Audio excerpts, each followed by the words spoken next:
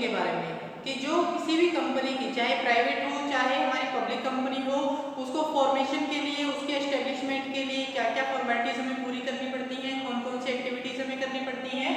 तो कंपनी को एस्टेब्लिश करने के लिए सबसे पहला जो हमारा पॉइंट आता है मेन, वो आता है प्रमोशन।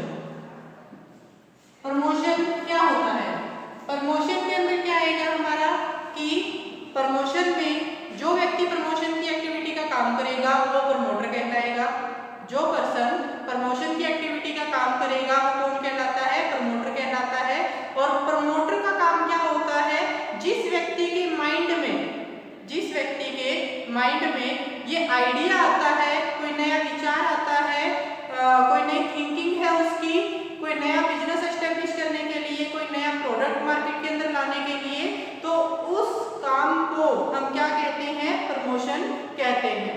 जब भी किसी व्यक्ति के माइंड में कोई नया आइडिया, नया विचार हमारा आएगा तो वो क्या कहलाता है? प्रमोशन की सबसे पहला स्टेप, सबसे पहली एक्टिविटी हमारी होती है। वो करने के बाद हमें ये देखना है कि कौन कौन से रिसोर्स हमें चाहिए, चाहे वो कैपिटल कितनी एक्वायर हमने करनी है तो किस सोर्स से करेंगे, शेयर इशू करेंगे, डिवेंचर इशू करेंगे, कौन सी सिक्योरिटी से हमारे पास पैसा आएगा, या कोई बिल्डिंग है, फर्नीचर है, मशीनरी है, प्लांट है, उन सब चीजों को हमने अरेंज करना है।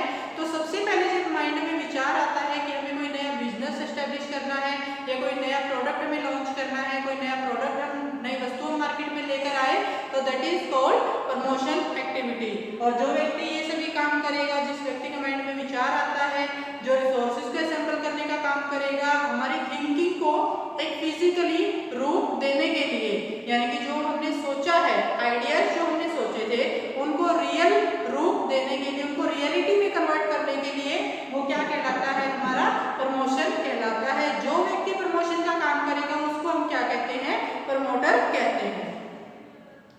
तो प्रमोशन के बाद उसके बाद बात आती है हमारी, इसके अंदर सेकंड स्टेप आता है इनकॉर्पोरेशन का। जो हमारा सेकंड स्टेप आता है इनकॉर्पोरेशन, या इनकॉर्पोरेशन के अंदर हम क्या बोल सकते हैं? रजिस्ट्रेशन भी बोल सकते हैं। तो जो इनकॉर्पोरेशन है वो रजिस्ट्रेशन है, वो हमारा क्या होता है कि कोई भी कंपनी जब आप एस्टेब्लिश करेंगे तो उसके अंदर आपको उस कंपनी का जो रजिस्ट्रेशन है वो कराना कंपल्सरी होता है। उस एक्टिविटी को आप इनकॉर्पोरेशन का नाम भी दे सकते हैं। तो यहाँ पे जब आप क्या करवाओगे, इनकॉर्पोरेशन करवाओगे, तो रजिस्ट्रेशन कराने के लिए आपको जितनी भी फॉर्मेलिटीज होती हैं, आपको डॉक्यूमेंट प्रिपेयर करने पड़ेंगे, आर्टिकल ऑफ एसोसिएशन है, मेमोरेंडम ऑफ एसोसिएशन है, और जितनी भी कागजी कार्रवाई है, आपकी कागजी डॉक्यूमेंट है, प्रीलिमिनरी एक्टिविटीज है, वो सारी की सारी आपको करनी पड़ती हैं। तो वो किसके अंदर आती है? हमारी रजिस्ट्रेशन के अंदर आती है। एक होता है कमेंसमेंट ऑफ बिजनेस। जो थर्ड एक्टिविटी है हमारी वो क्या होगी? Commencement of business. Commencement of business का मतलब क्या होता है? कमेंसमेंट का मतलब होता है कमेंस करना, यानी कि स्टार्ट करना। कमेंसमेंट का मतलब क्या होता है? स्टार्ट करना। तो जब भी आप किसी बिजनेस को क्या करेंगे? स्टार्ट करेंगे, तो वो क्या कहलाता है? कमेंसमेंट ऑफ बिजनेस कहलाता है। यहाँ पर इन तीनों स्टेप्स को लेकर एक कंपनी हम क्या कर सकते हैं? फॉर्मेशन कर सकते हैं। बट प्राइवेट कंपनी और पब्लिक कंपनी दोनों के लिए अलग अलग बातें हैं। अगर सिर्फ इन्हीं दोनों स्टेप को फॉलो किया जाएगा, सबसे पहले प्रमोशन की एक्टिविटी होगी, उसके बाद इनकॉर्पोरेशन या रजिस्ट्रेशन की एक्टिविटी होगी, तो जिसके अंदर हमारी ऐसी कंपनी जिसको सिर्फ यही दो स्टेप पूरे करने पड़ते हैं और यही दो स्टेप पूरे करने के बाद वो अपने बिजनेस को क्या कर सकती है? स्टार्ट कर सकती है, कमेंस कर सकती है, तो वो कंपनी कौन सी कहलाती है? हमारी प्राइवेट कंपनी। वो कौन सी कहलाएगी? प्राइवेट कंपनी कहलाएगी। बट ऐसी कंपनी जिसको ये तीनों ही स्टेप क्या करने पड़ेंगे? फॉलो करने पड़ेंगे। जो कमेंसमेंट ऑफ बिजनेस होता है इसके अंदर हमें क्या लेना होता है? Certificate. Certificate of commencement of business, यानी कि बिजनेस को स्टार्ट करने का एक सर्टिफिकेट। अगर हमारी पब्लिक कंपनी है, और पब्लिक कंपनी जो गवर्नमेंट कंपनी होती है हमारी, सेमी गवर्नमेंट के सेक्टर को भी इसके अंदर इंक्लूड हम कर सकते हैं, तो उसको बिजनेस को स्टार्ट करने का सर्टिफिकेट भी क्या करना पड़ेगा? लेना पड़ेगा। तो ये तीनों ही एक्टिविटीज को क्या करनी पड़ेगी? यहाँ पर पूरी करनी पड़ेगी। तो वो हमारी कौन सी कंपनी कहलाएगी? पब्लिक कंपनी कहलाएगी। पब्लिक कंपनी करना पड़ेगा, रजिस्ट्रेशन कराने के बाद उसको क्या लेना पड़ेगा, जो सर्टिफिकेट है बिजनेस को स्टार्ट करने का वो भी लेना पड़ेगा। और प्राइवेट कंपनी के लिए सिर्फ 2 ही स्टेप जरूरी है, उसने प्रमोशनल एक्टिविटी कर ली, उसके बाद उसने रजिस्ट्रेशन करा लिया, तो ये दोनों एक्टिविटी पूरी करने के बाद, फॉर्मेलिटीज पूरी करने के बाद वो अपने बिजनेस को क्या कर सकती है, स्टार्ट कर सकती है। तो उसके बाद हम पढ़ेंगे मेन डॉक्यूमेंट्स के पॉइंट्स से रिलेटेड। जो मेन डॉक्यूमेंट हमारे क्या किए जाएंगे, यूज किए जाएंगे। मेन डॉक्यूमेंट जो हमारा क्या किया जाएगा, यूज किया जाएगा, किसके अंदर हम यूज करेंगे, कंपनी की फॉर्मेशन के अंदर हमें क्या करना है, इसको यूज करना है। तो वो डॉक्यूमेंट जो होते हैं हमारे, वो कौन कौन से होते हैं, जो किसी भी कंपनी को एस्टेब्लिश करने में हमारी सबसे ज्यादा हेल्प करते हैं। उस कंपनी को एस्टेब्लिश करने के लिए हमारे लिए क्या होते हैं, जरूरी होते हैं, उनकी फॉर्मेलिटीज को हमें पूरा करना पड़ता है। तो सबसे पहला जो हमारा डॉक्यूमेंट आता है that is memorandum of association. जो पहला है हमारा वो क्या होगा, मेमोरेंडम ऑफ एसोसिएशन। सेकंड हमारा आता है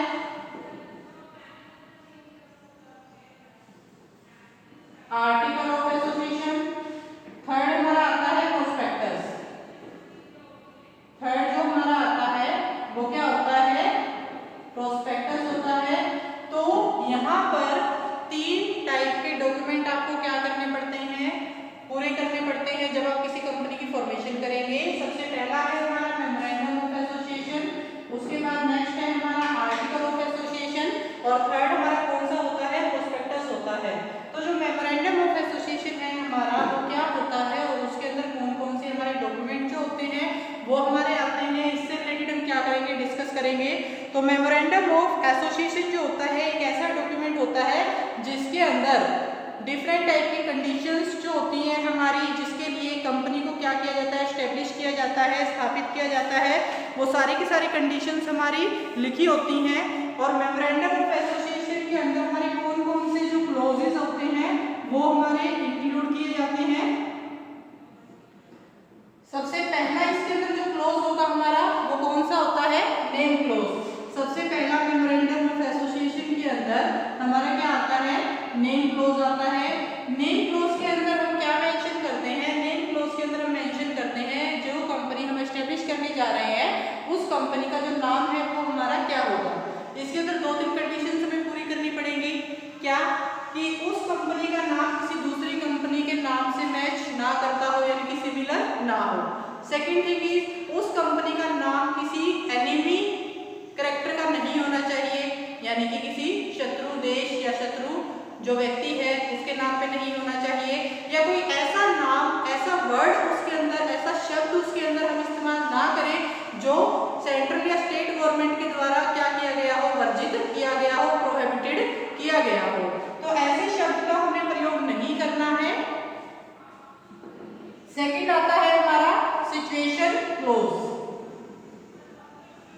सिचुएशन क्लोज, तो जो सिचुएशन क्लोज है हमारा वो क्या होता है, सिचुएशन क्लोज होता है प्लेस से रिलेटेड, यानी कि जो कंपनी है उसका जो मेन हेड ऑफिस होगा, उसका जो मेन रजिस्टर्ड ऑफिस होगा वो कौन से स्टेट के अंदर होगा या फिर कौन सी जगह के अंदर होगा, वो हमारा क्या होता है, सिचुएशन क्लोज के अंदर आता है। और सिचुएशन क्लोज के अंदर हम ये मेंशन करते हैं कंपनी का रजिस्ट्रेशन जब हम करवाते हैं तो उसके अंदर हमें क्या करना पड़ता है, कंपनी का हेड ऑफिस कहाँ पर होगा, कंपनी के रजिस्ट्रेशन होने के बाद वो 30 डेज के अंदर, 30 दिन के अंदर अंदर हमें इसकी इंफॉर्मेशन रजिस्ट्रार के पास क्या करनी होती है, भेजनी होती है। उसके बाद जो नेक्स्ट क्लोज हमारा आएगा वो है ऑब्जेक्ट क्लोज। ऑब्जेक्ट क्लोज, तो जो हमारा क्या है, ऑब्जेक्ट क्लोज है। ऑब्जेक्ट क्लोज के अंदर आएगा कि कंपनी का ऑब्जेक्ट क्या है। अब कंपनी का ऑब्जेक्ट क्या है, किस उद्देश्य के लिए कंपनी स्टार्ट की थी, किस उद्देश्य के लिए, किस पर्पस के लिए अपनी कंपनी को क्या किया है, एस्टेब्लिश किया है, तो ये सभी बातें इसके अंदर आएंगी। तो ऑब्जेक्ट क्लोज के अंदर कंपनी किस पर्पस के लिए एस्टेब्लिश की गई है वो हमें इसके अंदर मेंशन करना पड़ता है, डालना पड़ता है। ये डॉक्यूमेंट हम जमा करवाते हैं जब कंपनी का रजिस्ट्रेशन होता है उस समय, तो ये हमें तैयार करने पड़ते हैं जिसके अंदर कंपनी के बारे में डिटेल्स आती हैं, कंपनी का नाम क्या होगा, कंपनी का हेड ऑफिस है, रजिस्टर्ड ऑफिस कहाँ पर होगा, कंपनी का ऑब्जेक्ट क्या है एस्टेब्लिश करने का, तो ये सभी बातें क्या होती हैं इसके अंदर मेंशन होती हैं। उसके बाद नेक्स्ट आता है लायबिलिटी क्लोज। लायबिलिटी क्लोज के अंदर जो कंपनी के मेंबर्स होते हैं उनकी लायबिलिटी कितनी है मैक्सिमम, कंपनी के जो शेयर होल्डर होंगे उनकी लायबिलिटी उनके शेयर की फेस वैल्यू तक ही लिमिटेड होती है। कोई कंपनी है उसका शेयर अगर 100 रुपीज का है तो शेयर होल्डर से हम मैक्सिमम कितने रुपए मंगवा सकते हैं, 100 रुपीज मंगवा सकते हैं। शेयर होल्डर की लायबिलिटी ही सिर्फ 100 रुपए तक बनती है। तो इस तरीके से ये क्या होती है हमारी लायबिलिटी क्लोज, यानी कि हमें उसके अंदर फेस वैल्यू या उसकी लायबिलिटी की जो अमाउंट है वो मेंशन करनी पड़ती है। अगर गारंटीड के द्वारा फिक्स की गई है आपकी तो जितने रुपए तक की गारंटी दी गई होगी मेंबर्स के द्वारा वो अमाउंट इसके अंदर मेंशन हो जाती है। उसके बाद आता है कैपिटल क्लोज। कैपिटल क्लोज तो जो हमारा क्या होता है कैपिटल क्लोज होता है। कैपिटल क्लोज के अंदर हमारा क्या होता है कि कंपनी की जो शेयर कैपिटल है ऑथोराइज कितनी थी, उसने इश्यू कितनी कर दी, सब्सक्राइब कितनी है, पेड अप कितनी है, कॉल्ड अप कितनी है, अलग अलग टाइप की जो हमारी कैपिटल होती है वो हमारी कितनी कितनी अमाउंट की होगी वो बात हमें इसके अंदर क्या करनी है मेंशन करनी है। शेयर जैसे दो टाइप के होते हैं, इक्विटी शेयर है, प्रेफरेंस शेयर है। इक्विटी शेयर कैपिटल हमारी कितनी होगी, प्रेफरेंस शेयर कैपिटल हमारी कितनी होगी, तो ये कैपिटल क्लॉज के अंदर हमें क्या करना होता है मेंशन करना होता है। उसके बाद जो नेक्स्ट पॉइंट है वो आता है हमारा एसोसिएशन एंड सब्सक्रिप्शन क्लॉज।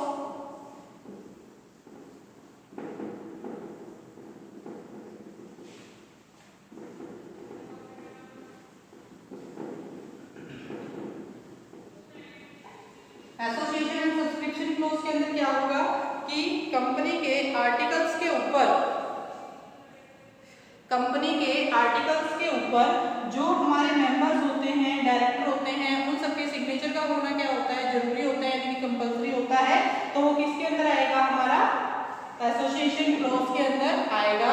तो इस तरीके से ये सभी इंफॉर्मेशन हमारी किसके अंदर इंक्लूड होती है मेमोरेंडम ऑफ एसोसिएशन के अंदर इंक्लूड होती है। तो नेम क्लोज के अंदर कंपनी का नाम, सिचुएशन क्लोज के अंदर कंपनी का प्लेस या हेड ऑफिस कहां पर होगा, ऑब्जेक्ट के अंदर कंपनी का ऑब्जेक्ट इलीगल गैर कानूनी नहीं होना चाहिए, अनैतिक इमोरल भी नहीं होना चाहिए हमारी सोसाइटी के लिए। लायबिलिटी क्लोज के अंदर हमारे मेंबर्स की लायबिलिटी गारंटीड है तो गारंटी, शेयर है तो शेयर की फेस वैल्यू तक लिमिटेड होगी। कैपिटल क्लोज के अंदर कंपनी की कैपिटल कौन सी है और कितने टाइप की है, कितनी अमाउंट तक की है। और एसोसिएशन क्लोज के अंदर कंपनी के मेंबर्स के सभी के क्या होने चाहिए उसके ऊपर सिग्नेचर होने चाहिए। तो आज की वीडियो में हमने पढ़ा है मेमोरेंडम ऑफ एसोसिएशन से रिलेटेड। सबसे पहला स्टेप है हमारा, सबसे पहला डॉक्यूमेंट है जो हमारा कंपनी की फॉर्मेशन में क्या किया जाता है यूज किया जाता है। नेक्स्ट वीडियो के अंदर हम बात करेंगे आर्टिकल्स के बारे में और प्रोस्पेक्टस के बारे में। I hope you like this. Thank you for watching this video.